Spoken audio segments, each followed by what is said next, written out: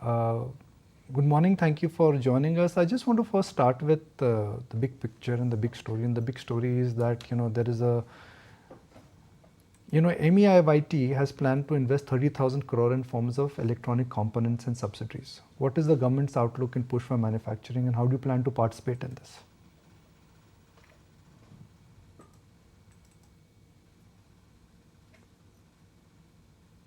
Yeah, hi. Thank you for having me here. So fundamentally, we've already planned out our future, and in the past, we've announced new projects both in semicon as well as PC board. So we are using this opportunity of various uh, policy announcements by government as well as additional benefits that government is giving for local manufacturing to strengthen our depth in the EMS sector, and we plan to become an integrated EMS player who can be relied upon by even global players to completely end-to-end produce any electronics that they have. And so we are very happy to participate in this journey of A, localization of the imports, and then B, being a source for markets abroad. Right. Interesting. Jairam, if you could just give us, some more details on this. In terms of how is it that you actually see this scheme influencing the competitive landscape of the industry as well? Because, many players have identified the kind of opportunity that this entire sector actually holds. And how is it that you would be positioning yourself then thereof? Yes. So before becoming a, let's say, trusted partner to a customer, the first phase is that of discovery, and that's where I think Indian companies lacked a lot. And last, I think, couple of tenures, the same government, and now the third tenure, the policy announcements and the push by the government has ensured that the discovery process of global majors for Indian companies has become a lot easier. And of course, we are using the import substitution methodology to make sure that people come and discover here. So first is discovery. And the second is there are companies such as us who've been actually working for more than 3.5 decades in trying to develop competencies and global certifications. And I'm happy to tell you that I think there is no electronics that we cannot actually manufacture in India. So given that kind of situation, and also the positive, let's say, political stability, also a good economic system here, and a lot of people available, especially in the technology sectors. So it's just a matter of time. It started off, and then I think all of us, our company as well as others, will be able to compete. And also one important thing we must notice is that India is a non-premium player, in the sense that most of the companies abroad, in order to do high-tech jobs and jobs which are difficult to do, they charge a premium. Whereas in India, it's a low-premium economy. So from that perspective, I think we hold a lot of competitive advantage. The other thing I also wanted to understand, Jairam, is specific to Kaynes, because you're eyeing a $1 billion revenues by FY28, right? What do you think is going to contribute to this growth? And what makes you so confident about achieving this number? Yeah.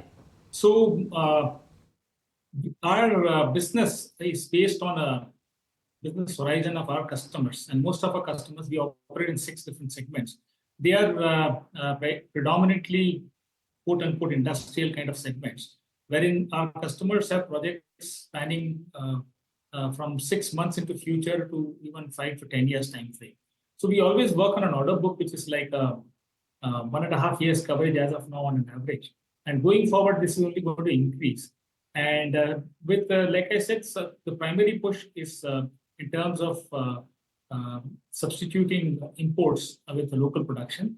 And then it is supplemented by the government's own spending in making India a destination and also a very developed nation. So there are lots of areas like the power, telecom, transportation, and other infrastructure areas where government is upgrading and modernizing.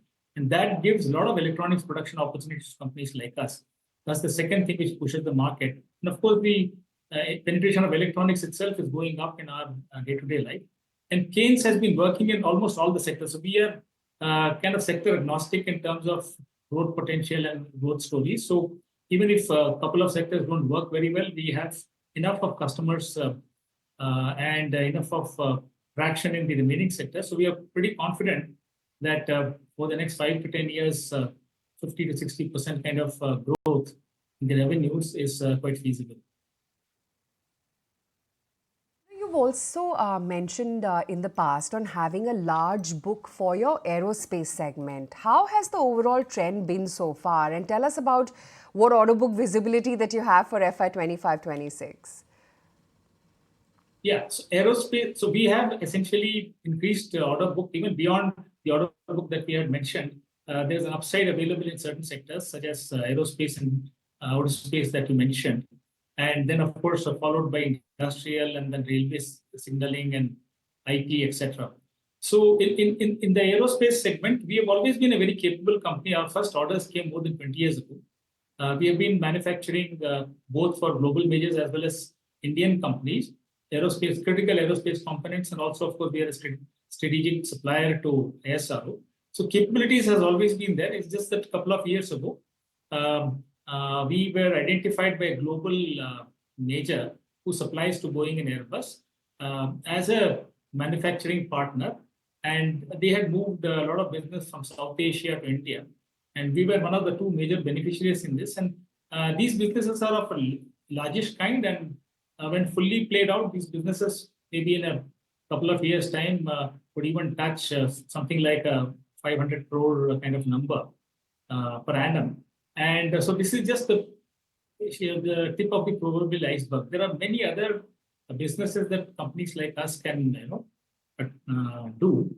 So yeah, so we are very confident that the entire sector that we are operating in is growing pretty rapidly, and I think it's accelerating its pace. Next 5 years, with a friendly government at the center, friendly towards industries and friendly towards industrial growth and manufacturing, I think we can see some very exciting times ahead.